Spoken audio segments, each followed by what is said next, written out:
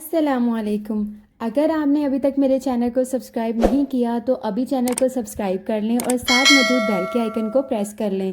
Monsoon का मौसम जहां शदीद गर्मी में थोड़ी राहत फराहम करता है, वहीं ये इन्फेक्शन और बीमारियों के बढ़ते हुए हसासियत के वक्त का आगाज़ भी करता है। नम और मरतूब हालात मुख्तलिफ पैथोजेंस के लिए एक मिसाली अफजाइशगाह फराहम करते हैं, जो हमारे मदाफ़ती निज़ाम को तक़वियत देने के लिए अहम बनाते हैं।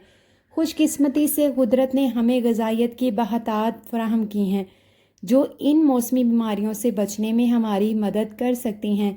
माहिर ग़िज़ाइयत ने कुछ ऐसी ग़िज़ाएँ शेयर की जो मानसून के दौरान आपकी खुराक का हिस्सा बन सकती हैं, ताकि क़ुव्वत मदाफ़त को बढ़ाया जा सके और इन्फेक्शन से बच सके। अदरक माहिरीन के मुताबिक एक और ताकतवर ग़िज़ा अदरक है, जो अपनी सोजिश और एंटीऑक्सीडेंट खसूसियात के लिए जाना जाता है। इसके अलावा अदरक जिस्म के बाफ़तों में ग़िज़ाई अज्जा की आमेज़श और नक़लो हमल को बेहतर बनाता है, जो नज़ला, खांसी, ज़ुकाम से दूर रखने के लिए बहुत ज़रूरी है। काली मिर्च जिसे अक्सर मसालों का बादशाह कहा जाता है, मानसून के मौसम में एक और ताकतवर इत्तेहादी है।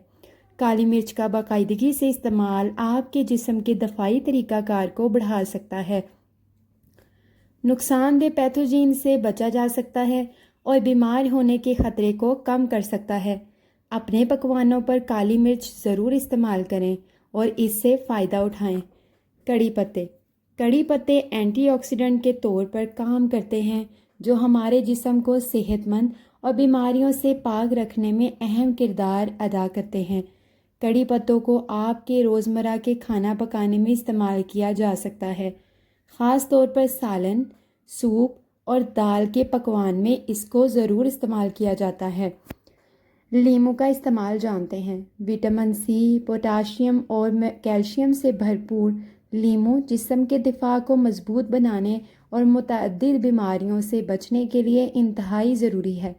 सफ़ेद मादों की तख्लीक नौ की सलाहियत इसे क़ुव्वत मदाफ़त बढ़ाने वाला बनाती है। तुलसी के पत्तों के बारे में जानते हैं।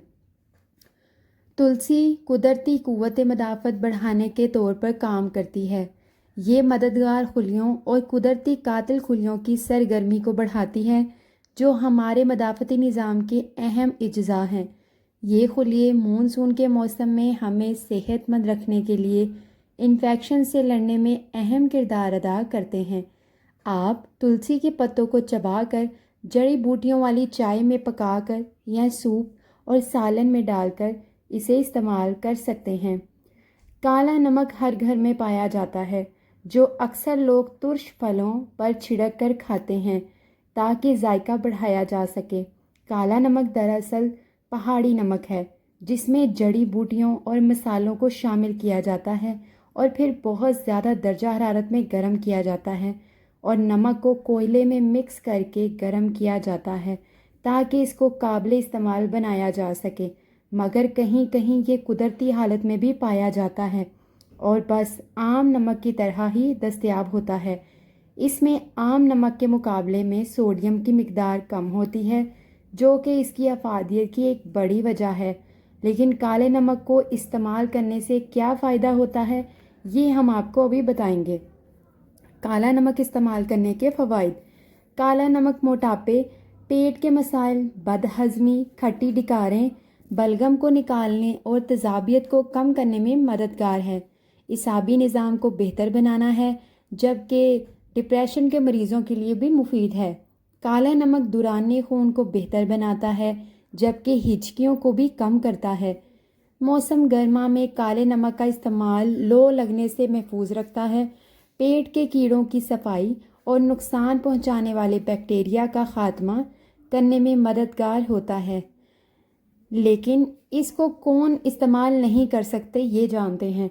माहिरीन कहते हैं कि चूँकि इस नमक में सोडियम की मिकदार कम होती है, तो वो अफराद जो हाई ब्लड प्रेशर के शिकार हों, वो इस काले नमक का इस्तेमाल कम ही करें तो बेहतर है।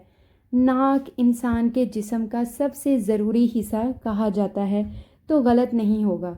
यही वजह है कि अक्सर लोग नाक पर मक्खी तक को बैठने नहीं देते हैं, लेकिन چھوٹی چھوٹی باتوں پر ان کی ناک بھی کٹ جاتی ہے۔ ناک پر موسموں کے اثرات ہم جانتے ہیں۔ عام طور پر موسم کی معمولی سی تبدیلی کے اثرات اس ناک ہی کے ذریعے انسان کے جسم میں داخل ہوتے ہیں۔ موسم ٹھنڈا ہوا تو ٹھنڈی ہوا جسم میں داخل ہو گئی، اور موسم گرم ہوا تب بھی ایسا ہی ہوتا ہے۔ اس کے علاوہ بیرونی آلودگی کے اثرات بھی سانس ہی کے ذریعے انسان کے جسم میں داخل ہوتے ہیں۔ یہی وجہ ہے کہ اکثر لوگوں کو جسے ہی موسم تبدیل ہوتا ہے، ناک کا بند ہو جانا اور نزلہ زکام اور سر درد کی شکایت عام ہو جاتی ہے، جس کا ایک بڑا سبب ناک کے غدود کا بڑھ جانا بھی ہوتا ہے۔ ناک کے غدود کا بڑھ جانا۔ اکثر افراد بار بار نزلہ زکام اور ناک کے بند ہونے کے مسائل کا سامنا کرتے ہیں، اور اس کے لیے ڈاکٹر تشخیص کے مطابق ان کو ناک کا گوشت یا غدود کا بڑھ جانا بتاتے ہیں۔ ناک کے اندر سانس لینے کی نالی کے سامنے بعض اوقات کچھ گوشت بڑھ جاتا ہے، جو سانس لینے میں رکاوٹ کا سبب بن جاتا ہے۔